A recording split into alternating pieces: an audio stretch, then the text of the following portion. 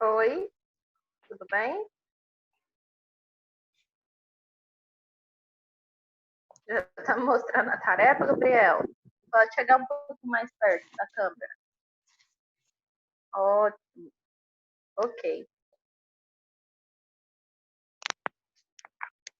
Quem já se conectou, pega lá e já me mostra também. Eu vou corrigir agora essa atividade.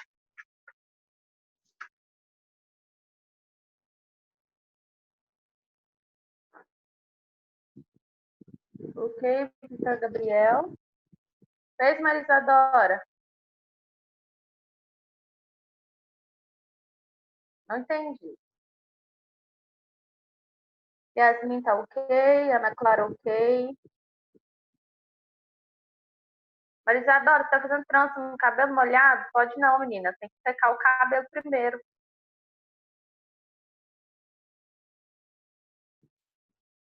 Cadê o restante, hein? 7º ano tá faltando muita gente. Ok, Maria. Ok. Tia, sabe por que eu gosto de fazer trança em cabelo molhado? Ah, por quê? Depois fica com uns caixão, te acho bonito. Ah, é? Tá bom. Tia, Oi. hoje essa vai falar as porcentagens? Não vou hoje, sabe por quê? Porque eu vou fazer o seguinte, eu deixei para amanhã, para anotar um negócio aqui.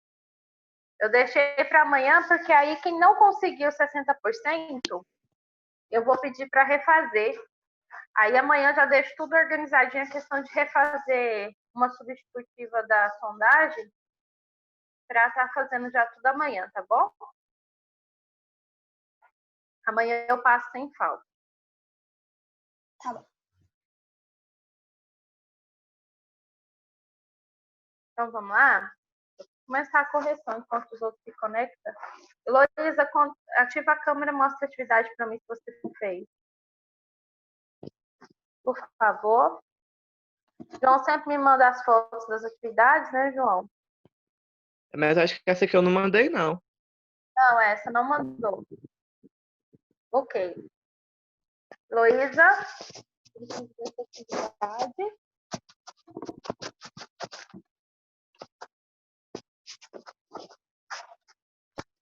Tia, quando os meninos vão mostrando aí a tarefa, eu vou ali pra pegar um copo de água, ok?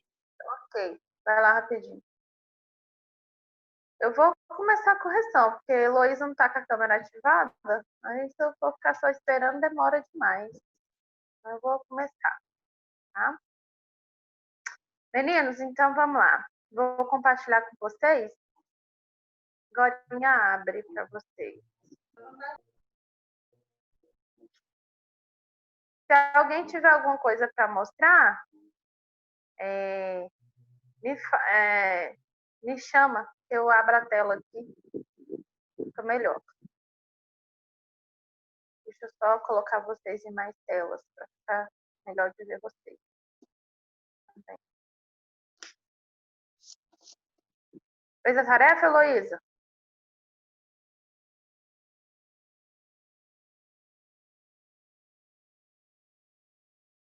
Fez? Atividade? Júlia, assim que você conectar a sua câmera, mostra a atividade também para mim.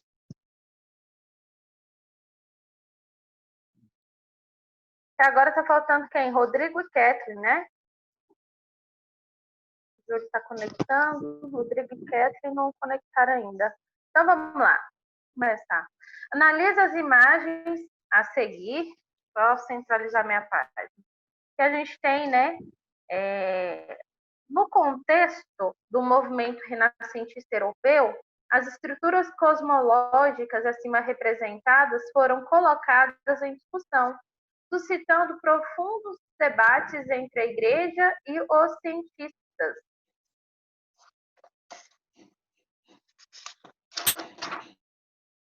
Pode, Heloísa? Pode, sim. Foram colocados em discussão, suscitando profundos debates entre a igreja e os cientistas. Identifica a estrutura cosmológica apresentada. Então, a gente tem aqui, ó, a igreja, e aqui a gente tem o cientista. O que a imagem 1 representa e o que a imagem 2 representa?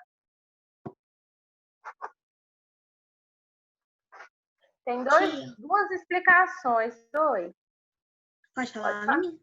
Pode. Um helocêntrica e a 2 geocêntrica. Aí é heliocêntrica e geocêntrica, isso mesmo. Tia, posso falar o meu? Pode. Os cientistas afirmavam que a Terra girava em torno do Sol, já a Igreja afirmava o contrário, que o Sol girava em torno da Terra. Isso mesmo. Então, uma teoria é heliocêntrica, que a Terra gira em torno do Sol, que é o que os cientistas acreditavam, e a outra é a teoria geocêntrica, que a Terra está parada e quem gira é o Sol. Realmente. Certinho. Alguém colocou diferente? Terminou o penteado, Marisadora? O seu tá assim? A pose da garota, gente. Todo mundo tá assim? Fez o seu, João? Ou Júlio? Fez a tarefa? O Júlio tá pausado ali também. Luísa, fez? Enxerguei, Júlio. Fez, Luísa? Então, realmente, aí tá as duas teorias, né? Agora, construa um texto estabelecendo uma análise comparativa entre as duas estruturas e a importância desse debate para a realidade científica da Renascença. O que vocês colocaram? Basta explicar os dois conceitos e aí a resposta certa, é o texto que precisa. Então, tá faltando Gabriel Souza, Kathleen Rodrigues. Tia. Falar. Tia, vou falar o que eu coloquei. O processo renascentista ocorreu exatamente por causa de pessoas que queriam saber mais sobre o universo. Graças a esse processo, temos as informações sobre o universo. Tá certo? Pode considerar. Sim, tá errado não. O que mais vocês colocaram?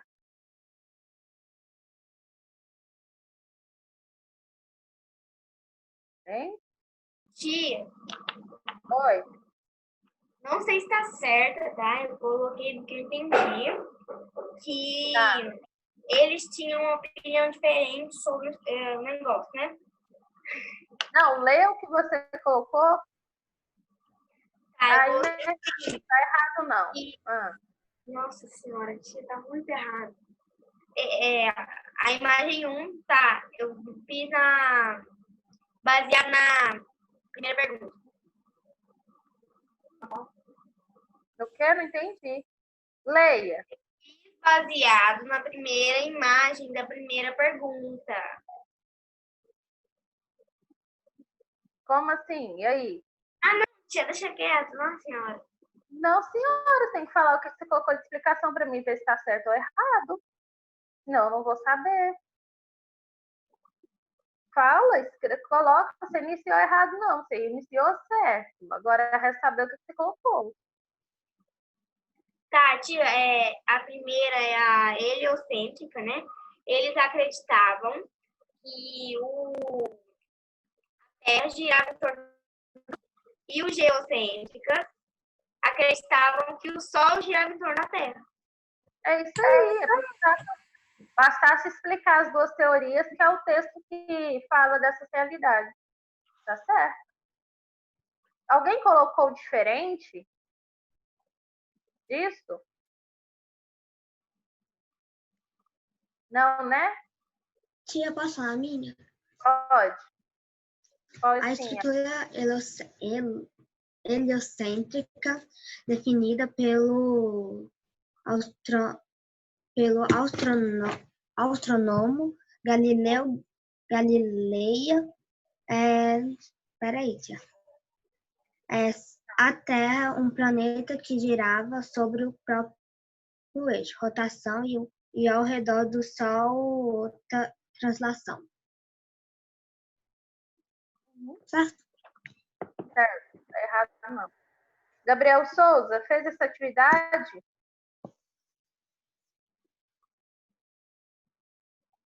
Fez? Tia, não Gabriel, fiz, tia. não fez? Tá me escutando? Não, tia. Agora eu estou. Então você vai colocar aí, ó, Gabriel, responde. A estrutura heliocêntrica, isso aqui, ó. Defendida por Galileu Galilei, sustentava que o Sol era o centro gravitacional do nosso planeta, tá? Do nosso sistema, sendo a Terra um planeta que girava sobre o seu próprio eixo, rotação, e ao redor do Sol, translação. Já a estrutura geocêntrica, essa segunda parte, formulada por Ptolomeu, sustentada pela Igreja, afirmava que a Terra era imóvel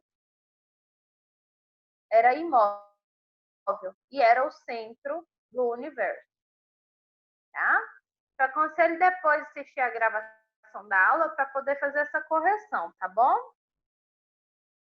Posso passar para a próxima? Alguém quer que eu dê uma pausada aqui para poder responder corretamente? Gabriel Souza, ativa a câmera. Conseguiu colocar a resposta? Ah, tá, tia. Desculpa, tia, porque eu não tinha visto. Consegui, tia, consegui. Conseguiu, certeza? Heloísa, Gabriela Aviles, tá ok? Não, Clara? Então, vou continuar, tá? Vamos lá. Analisa o esboço, né? O Homem Vitruviano, elaborado por Leonardo da Vinci, e justifique de que maneira o desenho se enquadra no universo renascentista. Então, a gente tem aqui a imagem, tá vendo? O Homem Vitruviano, né? E Leonardo da Vinci desenhou. Como que a gente pode relacionar?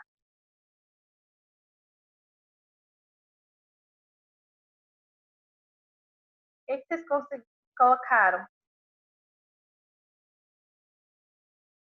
Lembrando que a ideia renascentista era mudar, né, a ideia teocêntrica, que era a ideia teológica, de que o mais importante era a religião, e mudou para a ideia antropocêntrica. Agora o homem ele passa a ter importância e ele é o centro de estudo, né?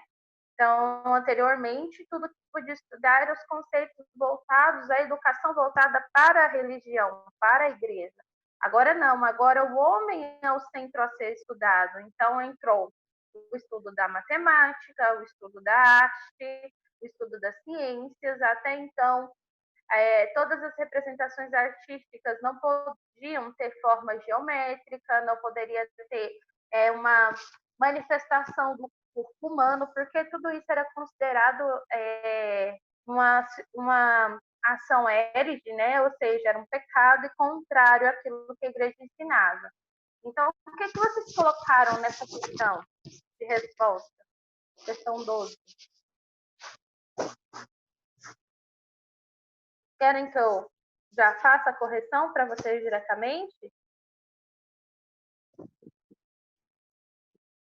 Então, vou já falar, então. Só copiar aqui rapidão, tá? Tá, vocês vão colocar assim, ó. O desenho expressa a preocupação de Davi. Se vocês vão colocar, coloca do jeito que eu tô falando, fica resumido.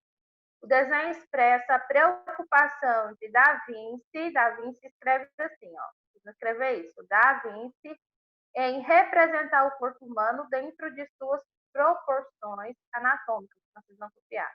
Daqui até aqui. Até aqui, primeiramente. Copiei. E por último, o finalzinho, como centro da natureza e do universo.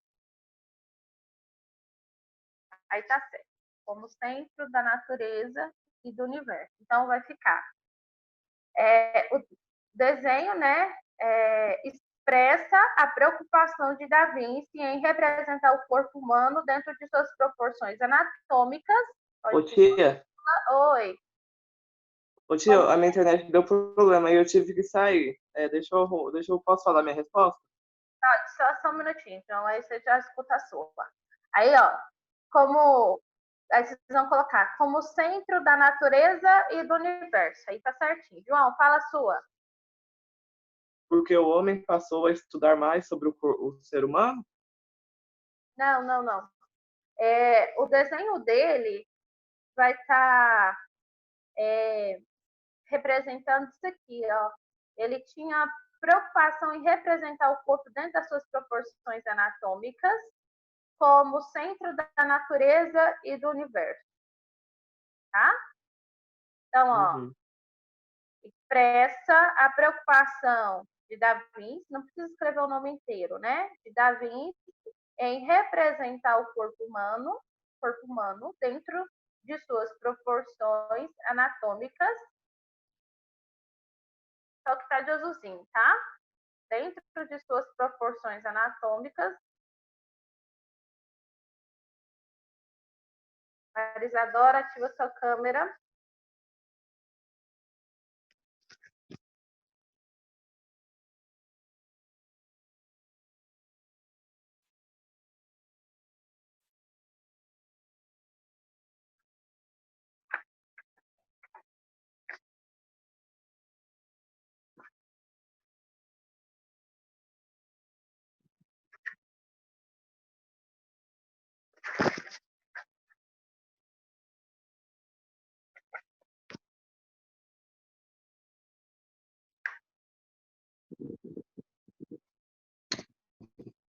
Pronto? Aí, João, para concluir, você coloca como centro da natureza e do universo. Só o finalzinho, tá? Tá.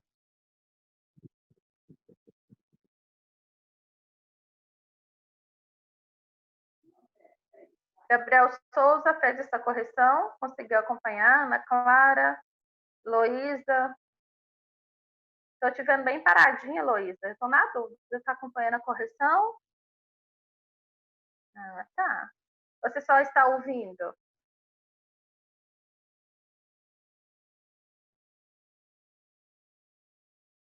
Então, Tô acompanhando também, tia. ah, então tá bom.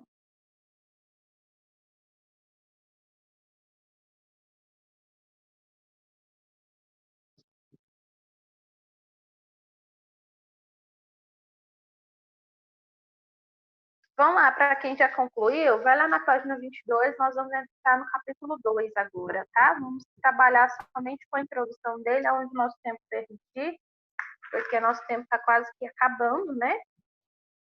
Então, nós vamos entrar na questão da reforma protestante, alguns nomes começam a se destacar nesse processo, tá? Então, vamos lá. Página 22 do livro, capítulo 2. Aqui. Reforma protestante, a divisão da cristandade europeia. A gente vai ver, né? Os antecedentes políticos, sociais, né? E clericais nesse capítulo. Quando eu falo clericais, eu estou falando de religioso, tá? Então, a parte religiosa. Os precursores da reforma, quem foram os principais responsáveis da reforma protestante? Os reformadores, quem foram os reformadores? Tá? Sétimo ano, ativa a sua câmera, Maria Isadora. E a contra-reforma católica, que é aqueles que lutaram contra a reforma protestante, tá? Maria Isadora, ativa a câmera. Yasmin também. Então, vamos lá. Aqui a gente tem uma imagem, né, de Martinho Lutero. Vocês já ouviram falar? Essa imagem é a representação do ciclo dos reformadores, tá? pintado por um artista desconhecido no ano de 1625 a 1650. Então, aqui nós temos um conjunto, né, de inovações, de transformações que caracterizou essa passagem da Idade Média para a Idade Moderna também. E aqui vai destacar também as reformas religiosas, que foram implicações importantíssimas na vida e na sociedade moderna. Então, o movimento reformista, ele tem caráter religioso, ele reafirma a valorização do trabalho, do lucro, consagrou a ética, tá? E a ordem capitalista também. Então, os antecedentes políticos e sociais clericais, né? A reforma protestante, então, foi um movimento que foi expresso no contexto de transformações políticas, econômicas, sociais, culturais na sociedade europeia, né? Durante a transição da Idade Média para a Idade Moderna. Marca esse parágrafo aqui, ó, que é importante vocês saberem esse conceito. Então, ela tem um ponto de partida, o ponto de partida da reforma protestante é o universo religioso, tá bom? As modificações feitas não se limitou exclusivamente à questão religiosa, mas também a vários outros fatores, tá? Então, diferentes fatores contribuíram para essa mudança, para essa afirmação, né? Desde o importante movimento que dividiu a cristandade europeia a partir do século XVI, tá? Sétimo ano. Continuando, né? Do ponto de vista político, o que mudou, né? Teve, então, a centralização do poder monárquico, que estimulou, né, as críticas, as interferências da Igreja Católica nos assuntos de interesse internos do Estado. Então, eles foram... essas ações elas foram contestadas, né, pelos novos soberanos, tá bom? E aí a gente tem de mudança também o expressivo controle da igreja nas terras. Então, foi feita uma limitação ao fortalecimento da autoridade real, né, que contrariava, então, os interesses dos recentes estados modernos. Teve o desentendimento com a igreja, que também foi reforçado pela cobrança do dízimo, que foi imposto e recolhido pelo clero junto com a comunidade católica. E os setores da realeza europeia que viam a cobrança desse imposto do dízimo como perda de recursos, né, dos seus cofres nos estados. Então, tudo isso que é importante que você saiba, marca para você voltar a ler como revisão. Importante. Então, a gente teve aqui as inquietações, né, na questão política, tá? E também afetou a questão econômica.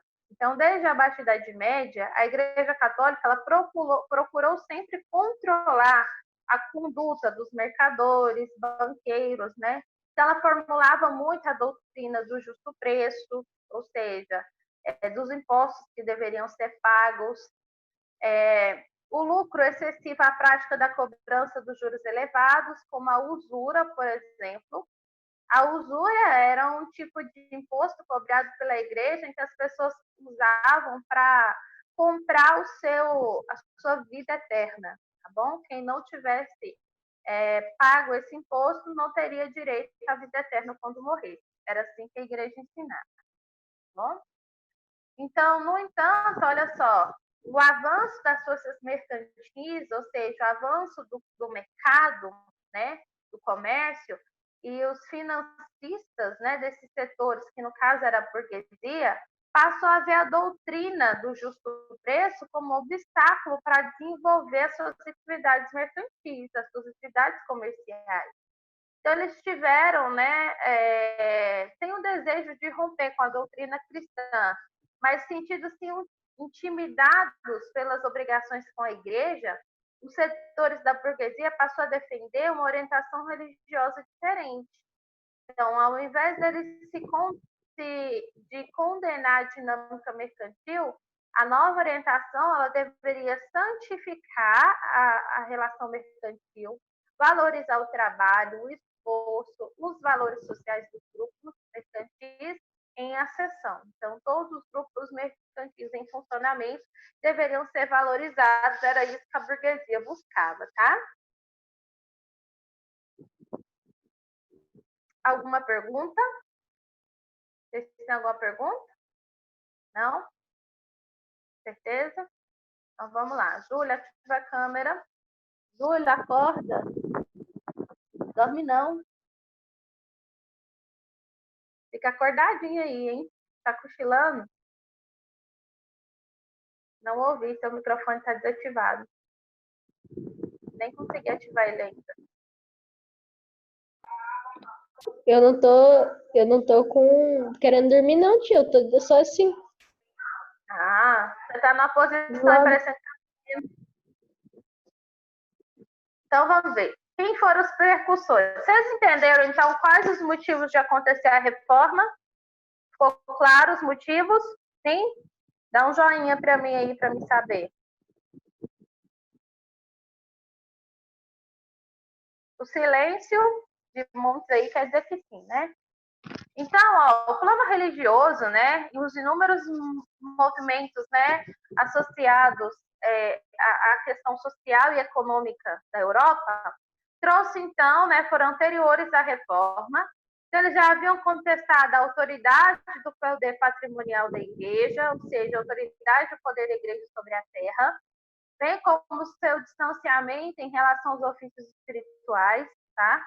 Então, os hereges, quem era herege? Era todo aquele povo que era contrário às doutrinas católicas, tá? Eram definidos os cristãos que não que se rebelavam contra a autoridade da igreja, tá vendo? Isso aí eram os hereges. Contestando o poder de Roma ou formulando novos dogmas para a doutrina, ou seja, novos documentos para a doutrina, eram punidos pela excomunhão ou pelas decisões do trabalho da Inquisição.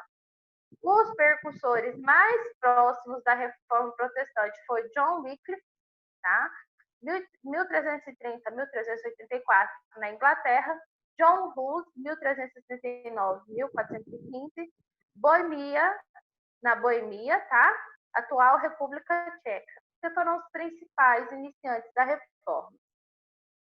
Aqui a gente tem uma imagem, né, da atividade bancária na Idade Média, tá vendo? Sempre a representação católica.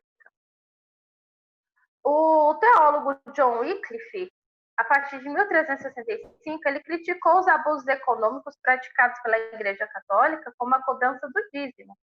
Então, ele traduziu a Bíblia do latim, que era a língua oficial da Igreja, para o inglês e redigiu obras criticando a hierarquia eclesiástica e o despreparo dos sacerdotes e o acúmulo de riquezas por parte do clero. Então, ele oferecia pelo Estado inglês, né, a proteção oferecida pelo Estado inglês impediu que John Wycliffe fosse executado após ser condenado por autoridades religiosas. Posteriormente ao John Wycliffe, veio John Hus, que era conhecedor do pensamento, né, de John Wycliffe, e ele também traduziu a Bíblia para o tcheco. Ele critica também a autoridade papal, ele afirma que Cristo era o único chefe da igreja e o evangelho a sua lei. Então, não tinha essa questão de lei imposta pela autoridade papal, tá? E aí a gente vê que Hus, por pregar, né, o uso da língua nacional em suas cerimônias, além de estimular o nacionalismo tcheco, ele atraiu milhares de seguidores, né, em sua maioria trabalhadores rurais, artesãos. Ele foi acusado de heresia e John Hus ele foi preso, foi levado à fogueira por autoridades da igreja no ano de 1415, tá? Na verdade, né, o extenso poder patrimonial e o despreparo moral e espiritual, né, dos setores do clero católico comprometeram naquele momento a imagem da igreja, né, que estimulou a contestação e a crítica do seio da cristandade europeia. Então, ao longo de toda a Baixa Idade Média, todos os setores do clero católico contrariavam a instituição ao exercerem atividades mercadológicas. Então, exemplo disso foi a venda, né, das funções eclesiásticas, como prestígio de cargo de bispo, além da prática parcimônia, que era o comércio de objetos supostamente sagrados ou tocados por supostos santos. O conjunto, né, dessas práticas comprometeu profundamente a imagem da igreja e colaborou para o amadurecimento das condições que eles estavam, né, que proporcionaram o movimento da reforma protestante. Então, aqui, gente, ó, tudo o que aconteceu ao longo da Baixa Idade Média que levou à reforma protestante. Então, só para ficar claro, porque o nosso tempo ele já está acabando, para ficar claro o que a igreja já estava fazendo, né? Vendendo o cargo de bispo para pessoas que queriam pertencer a uma posição dentro da igreja, vendendo objetos que eram considerados sagrados ou tocados por pessoas que eram consideradas santas, por exemplo, um dos apóstolos citados pela Bíblia, tá? Então, tudo isso foi colaborando para que as pessoas tivessem um amadurecimento dessas questões, então fizessem a reforma protestante, que é indo contra essas atitudes da igreja. Aí, gente, tinha aí as indulgências, né? As indulgências pagas era uma forma de pagar pelos seus pecados ou era a forma de comprar o perdão pelos pecados, tá bom? Então a igreja usava isso para adquirir riquezas também. Tem alguma dúvida, menino? Não vou entrar no Lutero porque é o tanto que é grande, ó. Com isso também a gente não vai ter atividade, porque eu preciso explicar essa parte primeiro e não dá tempo. Vocês têm alguma pergunta?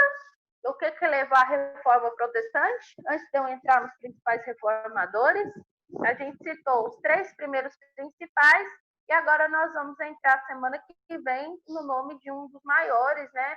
De um dos grandes também reformadores, que foi Martinho Lutero. Vocês têm alguma pergunta? Não? Vitor Gabriel, tá tudo bem? Júlio, pode ficar tranquilo que a aula também está acabando. A nosso tempo ele já se... Tia, tá chegando mensagem do chip aqui pra mim comprar crédito, aí eu fui ver o que era. Então tá bom. A nossa aula também ela está encerrando agora e o tempo é cortado automaticamente. Como vocês não têm dúvida, igual eu falei para vocês, a gente continua então na próxima aula com os reformadores. E a gente vai começar com Martinho Lutero, tá? Que era um sumo sacerdote da Igreja Católica, ele foi um dos reformadores responsáveis pela reforma protestante. Alguma pergunta, alguma dúvida? Não? Todo mundo está tranquilo? Então a gente se encontra amanhã com Ciências, tá? Meninos, tenham um bom finalzinho de tarde, uma ótima noite, a gente se encontra amanhã. Não esqueçam de dar uma estudada no conteúdo, revisem esse conteúdo aí, porque eu vou usar essa parte que eu falei com vocês para atividade de sondagem também, tá bom? Então, meus queridos, tchau, a gente se vê amanhã. Tchau, tchau, tá?